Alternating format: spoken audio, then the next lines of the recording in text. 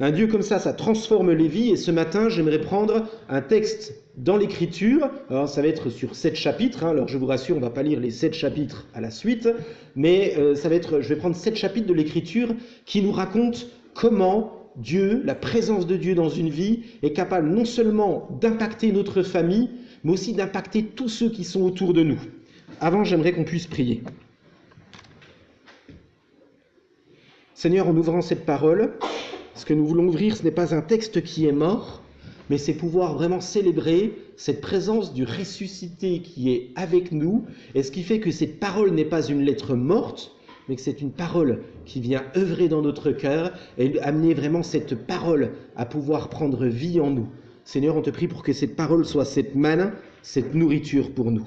Nous te bénissons. Amen. Voilà, alors la personne qui m'a inspiré pour aujourd'hui, c'est la personne de Samuel. Et dans ce livre de Samuel, les 7 premiers chapitres se centrent principalement autour du prophète Samuel. Et donc j'aimerais reprendre quelques textes que nous avons sur lui et regarder la façon dont lui-même va être impacté par la parole qu'il va pouvoir recevoir, mais suite à ça, comment il va pouvoir aussi dynamiser cette parole pour que cette parole ait un impact autour de lui. Le premier texte que je vais prendre se trouve dans 1 Samuel, au chapitre 1. Je lirai donc du verset 9 à 11 et les versets 24 et 28. 1 Samuel, chapitre 1, versets 9 à 11, dans un premier temps. Cette fois-ci, après qu'on eut mangé et bu à Silo, Anne se leva et se rendit au sanctuaire de l'Éternel. Le prêtre Élie y était assis sur son siège près de la porte. Très affligée, Anne pria l'Éternel en pleurant à chaudes larmes. Alors, elle fit le vœu suivant.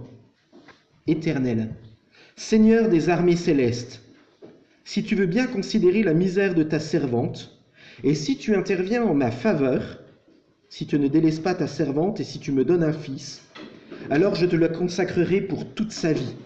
Ses cheveux et sa barbe ne seront jamais coupés. Et ensuite, je prendrai les versets 24 à 28. À ce moment-là, elle l'emmena avec elle, donc le jeune Samuel qui est né, au sanctuaire de l'Éternel à Silo, en apportant un taureau de 3 ans, 10 kilos de farine et une outre de vin. Le garçon était encore tout jeune. Ils offrirent le taureau en sacrifice et présentèrent l'enfant à Élie. Anne lui dit « Excuse-moi, mon Seigneur, aussi vrai que tu vis, mon Seigneur, je suis cette femme qui se tenait près de toi, ici même, pour prier l'Éternel. C'était pour obtenir cet enfant que je priais, et l'Éternel m'a accordé ce que je lui demandais. À mon tour, je veux le consacrer à l'Éternel pour toute sa vie. Il lui sera consacré. Là-dessus, ils se prosternèrent là, devant l'Éternel. » Alors, ce texte que nous avons lu débute par un détail qui n'est pas anodin. C'est que contrairement à certains personnages bibliques, le prophète Samuel va déjà nous être présenté par la famille duquel il vient. Et ce livre de Samuel débute par une situation spéciale parce que sa famille a une situation et dans un cadre qui est spécial. On est dans une famille qui connaît Dieu. On est dans une période en Israël où il y a encore quelques personnes qui sont fermement attachées à l'Éternel, mais la plupart des personnes qui sont dans le pays, petit à petit, se sont éloignées de l'Éternel. Et puis, le focus est tout d'abord présenté sur un papa. Ce papa s'appelle Elkana. Il nous est dit que c'est un homme qui est engagé dans sa foi. Il nous est présenté comme un homme qui aime Dieu et qui prend plaisir à son service. Et non seulement cet homme se consacre à Dieu, mais il a aussi un souci, c'est le souci de consacrer sa famille à Dieu et d'orienter sa famille pour qu'elle puisse connaître Dieu. Et cela est déjà quelque chose qui est important. Ce jeune Samuel qui va avoir un impact autour de lui vient d'un papa et d'une maman qui aiment le Seigneur et qui va être capable de pouvoir le communiquer. Et cette famille vit aussi une situation qui est un peu spéciale puisque Anne, sa maman, est stérile. Et il nous a même dit qu'elle est stérile de par l'Éternel. Alors, un petit peu comme si Tout ça pour montrer vraiment que c'est le Seigneur hein, qui est à la base de toute chose. Pourtant, Anne est une femme qui est engagée. Quand son mari va servir l'Éternel, elle est à son côté. Et du coup, dans son épreuve, elle va avoir la bonne attitude. Et certaines fois, nous vivons des épreuves dans notre vie. Il y a deux façons de vivre ces épreuves. Soit on peut simplement s'aigrir en se disant, en plus je vous dis c'est vraiment marqué dans le texte, elle est stérile de par l'Éternel. Et on pourrait dire, mais elle pourrait élever cette prière en disant, mais qu'est-ce que tu m'as fait Seigneur, c'est vraiment pas juste, pourquoi? Et elle pourrait s'enfermer dans ce truc-là, mais en fait elle a compris que ça ne servait à rien de s'aigrir contre l'Éternel. Et ce qu'elle va faire, elle va avoir l'attitude d'une femme de foi. Seigneur, si c'est toi qui m'as fait que je suis stérile, eh bien tu as la capacité de pouvoir me donner un enfant. Comment agissons-nous dans l'épreuve?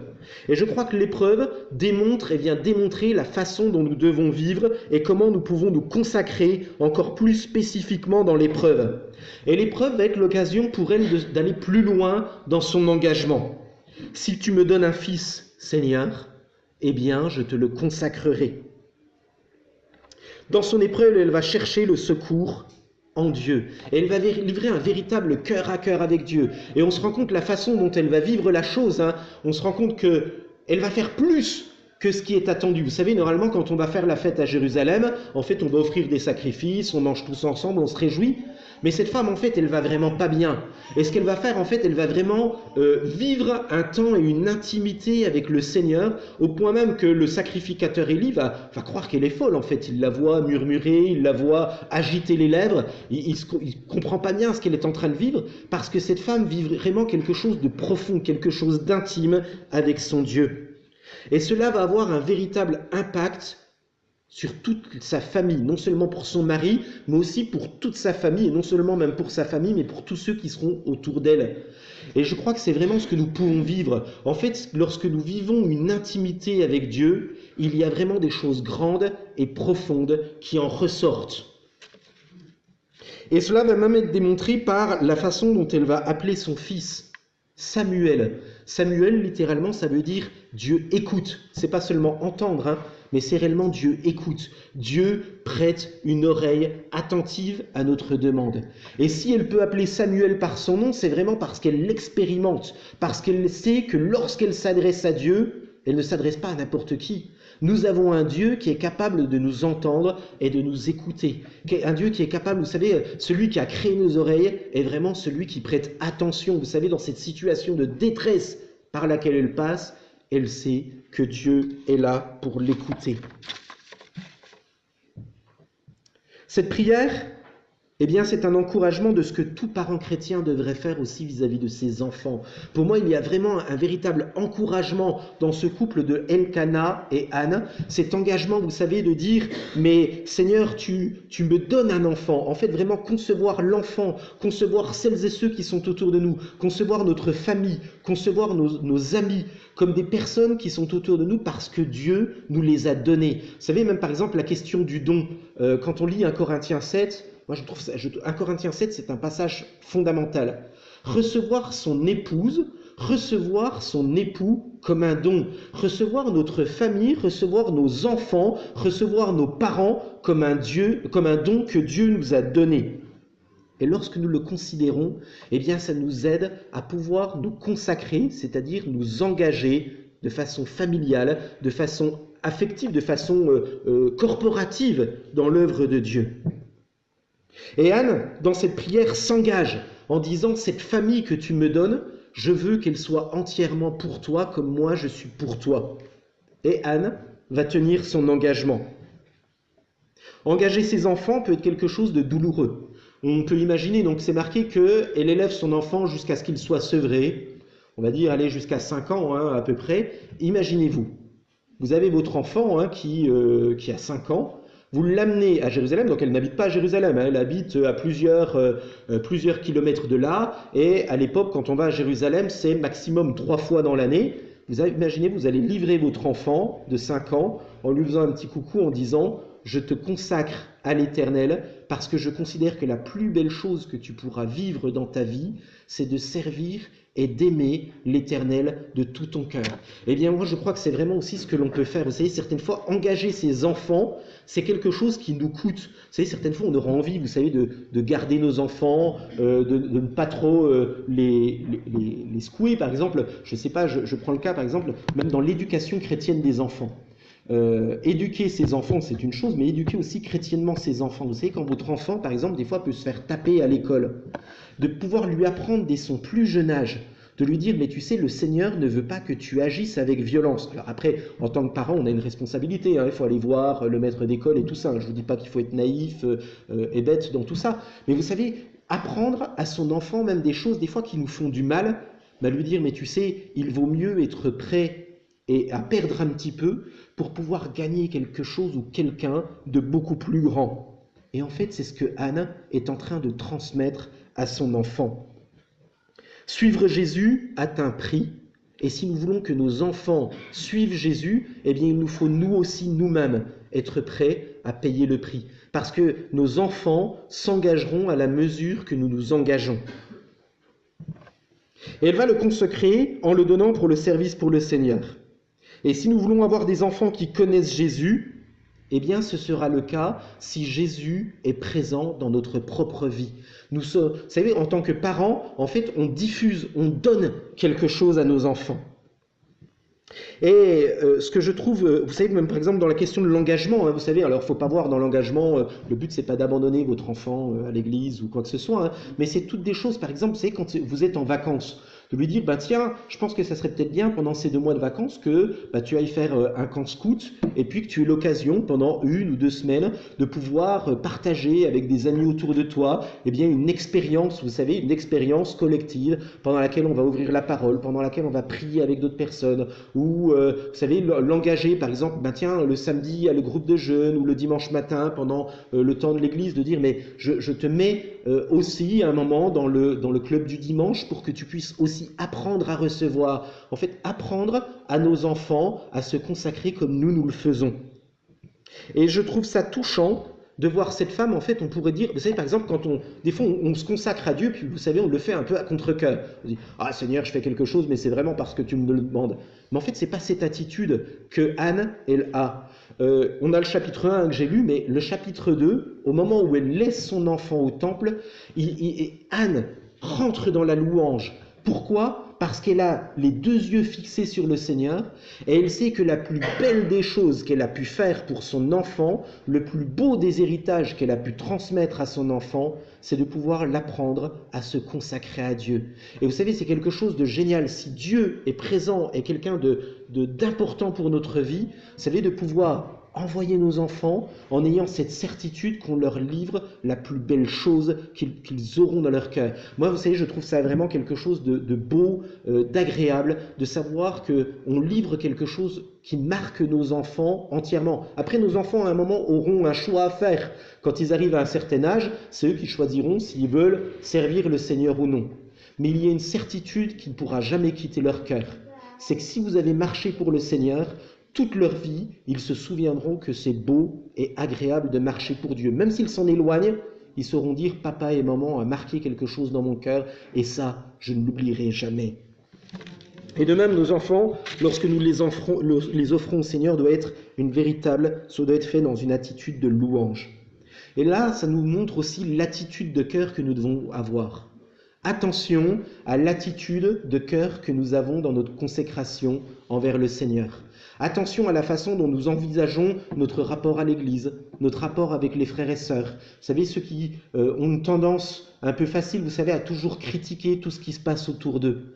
Ça a une influence aussi sur nos enfants. Vous savez, si vous critiquez sans cesse tout ce qu'il y a autour de vous, en fait, indirectement, on ne s'en rend pas compte, mais on montre à nos enfants, en fait, que ce que nous vivons n'est pas quelque chose de bon. Alors que si nous le vivons avec un véritable esprit de louange, nous sommes en train de dire à nos enfants, en fait, vous savez, quand on est enfant, on est un peu binaire. En fait, quand on est enfant, c'est soit tout est bien, soit tout est mal. Mais si on montre à nos enfants, vous savez, quand on est content le dimanche matin, allez, vous prenez vos enfants, vous êtes en train de petit déjeuner avec eux, puis de leur dire, T'imagines, on va vivre quelque chose de génial ce matin, on va au culte, on va dire merci à Jésus pour ce qu'il a fait dans notre vie. En fait, on leur rapporte quelque chose. Alors que si on est fin stressé en disant « Oh mince, il y en a ras-le-bol, on va encore être en retard au culte, puis on sera jamais sorti à midi, on n'aura jamais le temps de manger ou quoi que ce soit. » Je pousse le truc, hein, mais en fait, indirectement, alors ça peut arriver, hein, voilà, on est humain, hein, mais indirectement, on transmet aussi quelque chose à nos enfants. Et je pense que comme Anne, il faut vraiment vivre aussi cette attitude de consécration dans un esprit de louange. Merci Seigneur pour l'Église, merci pour les frères et sœurs que tu as placés autour de moi. Avoir un papa et une maman qui est consacré à Dieu est le plus grand des héritages que nous pouvons donner à notre enfant. Est-ce que nous voulons avoir un jour des enfants entiers pour Dieu ? Eh bien, cela passe aussi par la disposition de cœur que nous prenons. Moi, je pense que c'est vraiment pas un hasard que tout ce parcours qu'il y a dans 1 et 2 Samuel commence par la consécration d'un papa et d'une maman pour le Seigneur. La deuxième chose que j'ai relevée dans ce texte, eh bien, c'est que Samuel va lui aussi apprendre à écouter Dieu. Dans 1 Samuel au chapitre 3, versets 1 à 10, donc je vous dis, le texte est sur 7 chapitres, je vous encourage au cours de la semaine à reprendre les chapitres chez vous et puis à poser, à analyser tout ce qui est dit dans ces textes. 1 Samuel chapitre 3, le jeune Samuel accomplissait le service de l'Éternel auprès d'Élie. À cette époque, l'Éternel parlait rarement aux hommes et les révélations que Dieu leur montrait n'étaient pas fréquentes. Une nuit, le prêtre Élie, dont la vue s'était très affaiblie et qui était presque aveugle, était couché dans sa chambre. La lampe sacrée brûlait encore et Samuel dormait dans le sanctuaire de l'Éternel, là où était déposée l'arche de l'Éternel. L'Éternel appela Samuel. Celui-ci répondit « Oui, je suis là. » Alors il courut auprès d'Élie et lui dit « Tu m'as appelé ? Eh bien, je suis là. »« Je ne t'ai pas appelé, lui dit Élie. Retourne donc te coucher. » Samuel va se recoucher. L'Éternel appelle encore « Samuel !» Samuel se leva et retourna auprès d'Élie. « Tu m'as appelé ? Je suis là, lui dit-il. »« Je n'ai pas appelé mon fils, lui dit Élie. Va te recoucher. » Or, Samuel ne connaissait pas encore l'Éternel et celui-ci ne lui avait encore jamais parlé directement. L'Éternel appela Samuel pour la 3e fois. Celui-ci se leva, se rendit auprès d'Élie et lui répéta « Me voici, car tu m'as appelé. » Et alors là, Élie, le souverain sacrificateur, comprit que c'était l'Éternel qui appelait le jeune garçon. Et il dit à Samuel, « Va, couche-toi, et si on t'appelle, tu diras, parle, Éternel, car ton serviteur écoute. » En fait, serviteur, c'est vraiment esclave, dans le texte, c'est vraiment celui qui se tient à la disposition de quelqu'un. Samuel alla donc se coucher à sa place, l'Éternel vint se placer près de lui, et il l'appela comme les autres fois, « Samuel, Samuel !»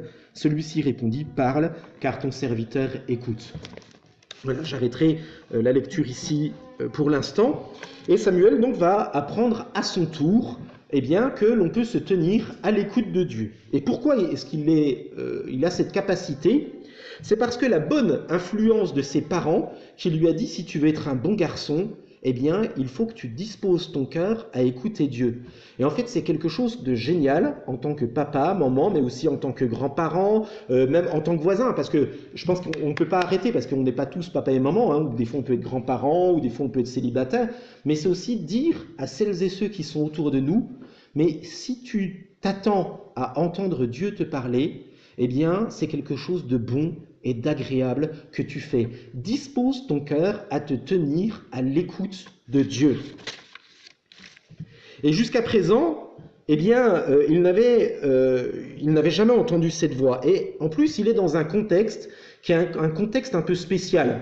Alors, je me souviens d'un ami quand j'étais encore en stage à Paris qui disait « Oh, aujourd'hui, je ne rêve absolument pas devenir pasteur parce qu'on est vraiment dans un contexte qui est vraiment compliqué et tout ça. » Mais en fait, ce contexte compliqué, on a exactement le même dans le livre de Samuel. Et c'est un contexte particulièrement compliqué parce qu'au sein même du temple, les enfants du souverain sacrificateur commettent des péchés, mais un truc épatant. En fait, pour rappel, les enfants d'Élie vont piquer, vous savez, alors qu'on est en train d'offrir des sacrifices à l'Éternel, il faut que la viande soit cuite et tout ça. En fait, ils vont prendre les meilleurs morceaux, ils ne vont même pas attendre que la viande soit cuite. En fait, ce qu'ils veulent, c'est se servir eux-mêmes. On se rend compte même que le souverain sacrificateur Élie n'est pas le meilleur des exemples, hein. Il nous est présenté comme quelqu'un de gras, qui aime la bonne chair, qui est un peu nonchalant, vous savez. Et puis même les enfants d'Élie vont même aller, lorsqu'il y a des femmes qui vont, pour aller présenter des sacrifices, ils leur disent il ne faut pas seulement que tu offres des sacrifices, mais ça serait bien si on passe un petit moment ensemble, hein. Donc il faut remettre dans le contexte, on est vraiment dans un contexte de perversion totale, hein. Et pourtant, il y a quelque chose qui fait que Samuel ne va pas tomber là-dedans. Pourquoi? Parce que sa maman lui a appris que servir Dieu, eh bien, ça demande une attitude de cœur. Et en fait, vous savez, vous qui êtes papa, maman, ou bien vous qui amenez des gens au Seigneur, on laisse quelque chose dans le cœur des gens quand on leur dit « mais gardez votre cœur pur, ne faites pas forcément attention à celles et ceux qui pervertissent leur voix autour de vous, mais prenez garde à votre cœur. » Et on se rend compte qu'il y a une véritable critique dans ce texte, parce que de la faute du souverain sacrificateur qui est censé conduire le peuple, eh bien le peuple va aller dans une déchéance totale. Et pourquoi? Et là, il y a vraiment un enseignement, hein. Il y a une véritable différence entre Anne, qui dit à son enfant, la plus belle des choses que tu feras dans ta vie, c'est de servir le Seigneur, et le prophète Élie, c'est marqué qu'il n'avait jamais repris ses enfants.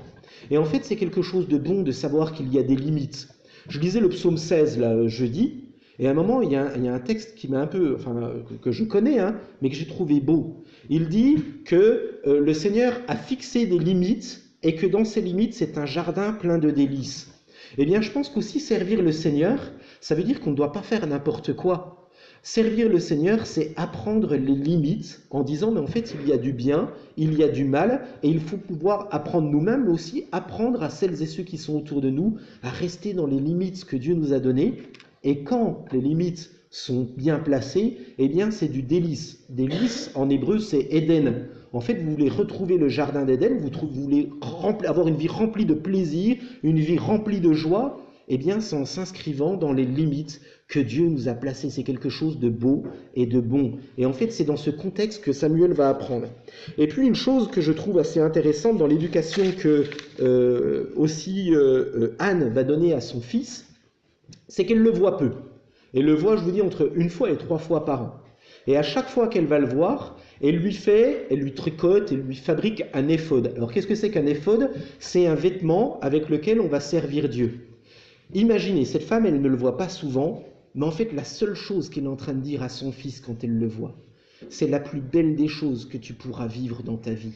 C'est de te tenir au service et à l'écoute de Dieu. En fait, moi, je trouve que c'est vraiment quelque chose qui est beau, quelque chose de profond. Comme je vous dis, hein, ça ne s'arrête pas qu'à nos enfants, mais à tous ceux qui sont autour de nous. Vous savez, apporter cette bonne odeur de Dieu en disant, mais tu sais, moi, la plus belle des choses, si jamais j'avais une vie à refaire, eh bien, je la referai entièrement en me consacrant à l'Éternel. C'est ce que dit Anne à son enfant.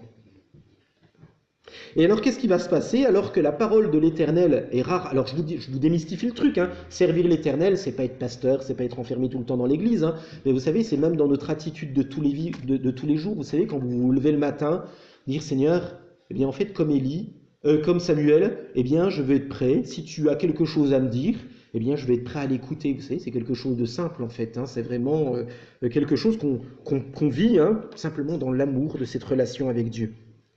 Et alors que la parole de l'Éternel est rare à cette époque-là, parce qu'Élie dispose son cœur, eh bien c'est lui que Dieu va trouver. Et si on dispose notre cœur comme Élie, eh bien de la même façon, la voix de l'Éternel va nous être adressée. Samuel, Martine, je ne sais pas, Paul, Agnès ou qui que ce soit, hein, eh bien à un moment on a cette parole de l'Éternel. Vous savez, vous êtes en train de préparer quelque chose dans la cuisine et puis tout d'un coup le Seigneur va te dire mais est-ce que tu as pensé à prier pour telle personne en ce moment? Le Seigneur a besoin de toi en fait en tant qu'intercesseur. Et en fait on dispose notre cœur pour se rendre agréable à ce que Dieu veut. Et le jeune Samuel, du coup, va recevoir une lourde responsabilité qui va avoir, à partir de ce moment-là, non seulement un impact pour lui, mais pour tous ceux qui sont autour de lui. Et cette lourde responsabilité que Dieu va lui confier, c'est celle de lutter contre le péché de son peuple pour pouvoir ramener le peuple à servir l'Éternel.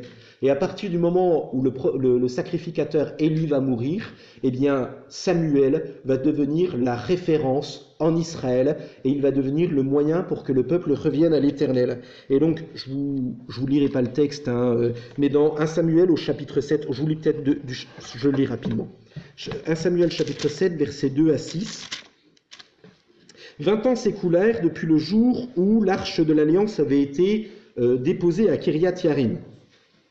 L'ensemble du peuple d'Israël aspirait à revenir à l'Éternel. Donc ils sont loin de l'Éternel, ils se rendent qu'il y a une carence, ils se disent mais comment est-ce qu'on peut revenir auprès du Seigneur? Alors Samuel dit à tous les Israélites, si c'est de tout votre cœur que vous voulez revenir à l'Éternel, faites disparaître de chez vous les dieux étrangers et les idoles d'Astarté, et attachez-vous de tout votre cœur à l'Éternel, et rendez-lui un culte à lui seul, alors il vous délivrera des Philistins. Les Israélites firent disparaître de chez eux les Baals et les Astartés, et ils ne rendirent plus de culte qu'à l'Éternel. Et puis, versets 12 à 13, il y a les conséquences. Samuel prit alors une pierre, l'adressa entre Mitzpah et Chêne, et il l'appela du nom d'Ebenezer, ce qui signifie la pierre du secours, en disant « Jusqu'ici, l'Éternel nous a secourus ». Les Philistins furent humiliés, donc les ennemis, furent humiliés par cette défaite. Ils ne pénétrèrent plus à l'intérieur des frontières d'Israël, car l'Éternel intervint contre eux pendant toute la vie de Samuel. Un homme entier, Samuel, va avoir une influence sur toutes celles et tous ceux qui sont autour de lui. Et je pense que quand on est consacré à l'Éternel, quand on est entier pour l'Éternel, vous savez, vous avez un peuple qui se gratte la tête en se disant mais en fait on est peut-être allé un petit peu loin, ça va pas bien dans notre vie, il y a un truc qui va pas, ça serait peut-être bien que j'aille à l'église. Et bien qu'est-ce qui se passe? C'est que si vous êtes consacré à l'Éternel, bien les gens sauront vous s'en souvenir, peut-être même que vos enfants peuvent à un moment s'éloigner du Seigneur. Moi par exemple, je vous livre un témoignage perso, mais ma sœur donc qui est en parcours de conversion, à un moment s'était vraiment éloignée de la foi. Et puis le Seigneur lui a donné des enfants, et puis avant qu'elle revienne et qu'elle sache qu'elle pouvait prier elle-même, quand ça allait pas, elle téléphonait, tiens Fabien, tu sais, ça va pas, est-ce que tu peux prier pour tel neveu et tel neveu pour que... Mais en fait, les gens le savent, en fait, vous devenez un peu une référence spirituelle. Eh bien, c'est de la même façon, en fait, en se consacrant, en fait, on devient des références, et en fait, on a un impact autour de nous, on s'en rend pas compte. Mais du coup, quand quelqu'un va pas aller bien, qu'est-ce qu'il va faire? Allô, j'ai besoin de ton aide, comment on fait pour s'en sortir? Et c'est là, alors que le peuple s'était éloigné de l'Éternel, c'est marqué que l'arche de l'Éternel était à Kiriath-Yarim. Kiriath-Yarim, qu'est-ce que c'est? C'est une ville qui est aux frontières du pays d'Israël. Donc il y a tout un concours de circonstances. Je vous encouragerai à lire Samuel 5 et 6. Mais Kiriath-Yarim, eh bien l'arche de l'Éternel, vous savez, c'est la présence de l'Éternel. Mais en fait, ça veut dire que la présence de l'Éternel n'était plus dans le peuple, mais on l'avait laissé en marge. On n'avait plus envie qu'il soit là. Et puis à un moment, on se dit, oh, il y a quelque chose qui ne va pas bien. Allô Samuel, on a besoin de ton aide. Comment peut-on faire pour avoir de nouveau la bénédiction? Comment peut-on retrouver? Et alors le prophète Samuel va donner 3 lignes. Séparez-vous des dieux étrangers, des Ashéras. Les Ashéras ou les Astartés, c'est des divinités féminines. On va voir un petit peu plus qu'est-ce qu'il y a derrière. Et puis ensuite, attachez-vous à l'Éternel. Séparez-vous des divinités étrangères, qu'est-ce que c'est? C'est séparez-vous de tout ce qui vous empêche d'avoir une relation intime avec Dieu. Qu'est-ce que tu as mis en premier dans ta vie à la place de Dieu? Est-ce que c'est le sport? Est-ce que c'est la télé? Est-ce que c'est, je ne sais pas, le travail? Enfin, je ne sais pas, il y a des tas de choses qu'on peut mettre dans notre vie, mais sépare-toi de tout ce qui a pu être un frein dans ta vie, de tout ce qui a pu prendre la place de Dieu. Séparez-vous aussi des Ashéras ou ce que l'on appelle des divinités féminines. Alors les Ashéras, c'était des divinités, quand on leur rendait un culte, on rendait un culte à ces personnes par ce que l'on appelle de la prostitution sacrée. Alors ça paraît peut-être un peu bizarre aujourd'hui, mais il y avait vraiment des poteaux, des lieux de prostitution dans le pays. Et en fait, les Ashéras, en fait, on allait auprès d'elles en demandant à avoir une certaine fertilité. Donc je vous laisse imaginer tout ce qu'il pouvait y avoir autour de ces lieux qui étaient infâmes. Mais qu'est-ce que ça veut dire dans notre vie? Ça veut dire attention à nos fréquentations, attention si vous avez commencé à avoir des relations extra-conjugales, réglez ces choses-là dans votre vie. Si jamais vous êtes célibataire, attention, arrêtez d'aller fréquenter des personnes qui ne sont pas de la même foi que vous. Si vous aviez un petit copain qui était non chrétien, si vous aviez une petite copine qui était non chrétienne, eh bien réglez ces choses dans votre vie pour pouvoir vous consacrer à l'Éternel, parce que c'est des choses qui spirituellement viendront vous bloquer. Et puis au final, hein, et cela pour s'attacher à Dieu. En fait, qu'est-ce qu'il dit? Il dit, le but c'est pas de venir simplement à des trucs légalistes. Vous savez, il suffit pas simplement de faire des choses. Mais en fait, attachez-vous à Dieu. Qu'est-ce que ça veut dire? Ça veut dire consacrez-vous, ou autrement dit, c'est aimer le Seigneur de tout votre cœur. Si on devait traduire le mot saint ou consacré, je proposerais comme traduction de mettre aimer Dieu de tout votre cœur. La consécration, c'est ça. En fait, on peut aimer Dieu dans son travail, on peut aimer Dieu dans le sport, on peut aimer Dieu dans ce que l'on fait. Mais c'est simplement, en fait, que ça ne devienne pas que les choses ne deviennent pas la priorité, mais que ce soit toujours Dieu qui soit la priorité dans ce qu'on fait. Et qu'est-ce qui se passe quand on fait le ménage dans notre vie? Eh bien, c'est marqué qu'à partir de ce moment-là, Samuel va être un réformateur, et qu'à partir de ce moment-là, tous les combats, c'est toutes les dépressions, tous les trucs qui vont pas, notre chiffre d'affaires qui allait mal ou quoi que ce soit. J'annonce pas l'évangile de la prospérité, hein, mais à partir de ce moment-là, en fait, ça ne devient plus notre priorité. Ce que je dis, c'est pas que forcément que votre chiffre d'affaires va se redresser, mais à partir de ce moment-là, vous n'allez plus avoir d'angoisse, parce que vous allez avoir confiance en disant, mais quand bien même mon entreprise, elle fermerait. J'ai la conviction que tout se passera bien parce que Dieu est avec moi et qu'il est à mes côtés. Et le résultat, c'est que tant que Samuel va être à la tête du peuple, eh bien, le peuple va pouvoir marcher pour le Seigneur. Et ce que j'ai envie de dire, c'est consacrez-vous au Seigneur, et de la même façon, tant que vous serez consacrés, vous savez que vous aurez une influence sur celles et ceux qui sont autour de vous. Alors, je termine rapidement en concluant en revenant sur les 3 points. Sachons être un exemple pour celles et ceux qui sont autour de nous. Offrons notre cœur tout entier pour le Seigneur. C'est là que nous aurons un impact sur nos enfants. C'est là que nous aurons un impact sur nos petits-enfants. C'est là qu'on aura un impact sur nos amis. C'est là que nous aurons un impact sur nos collègues de travail. Servons l'Éternel tout entier. La deuxième chose, c'est comme Samuel, apprenons à écouter l'Éternel. La prière et la parole de Dieu doivent être au centre de nos vies. Vous savez, quand on se lève le matin, vraiment être disposé. Seigneur, je te dispose mon cœur afin d'être encore aujourd'hui à l'écoute de ta parole, à l'écoute de ce que tu veux faire de moi. Et puis enfin, ces attitudes de vie auront une influence sur toute notre vie, mais non seulement sur notre vie, mais sur toutes celles et tous ceux qui seront à nos côtés. Je m'arrêterai ici. Seigneur notre Dieu, comme Anne, comme Elkana, ce que nous voulons, Seigneur, c'est pouvoir nous consacrer à toi et puis pouvoir aimer celles et ceux qui sont autour de nous pour pouvoir les encourager à marcher dans tes voies. Seigneur, on ne veut pas être avare de bénédiction, avare de paroles d'encouragement vis-à-vis de celles et ceux qui sont autour de nous. Nous voulons, Seigneur, autour de nous, pouvoir dire que nous aimons les gens, que nous sommes fiers de pouvoir les voir s'engager autour d'eux. Et Seigneur, comme Elkana et Anne, nous avons cette pleine confiance que nous sommes capables de pouvoir être témoins de l'amour que tu as mis dans nos cœurs. C'est ce que nous désirons, Seigneur, non pas une parole légaliste, non pas une parole, Seigneur, qui serait une parole asservissante, mais une parole qui libère par l'amour que nous avons pour toi. Seigneur, c'est ce que nous désirons en ton nom, Seigneur. Amen.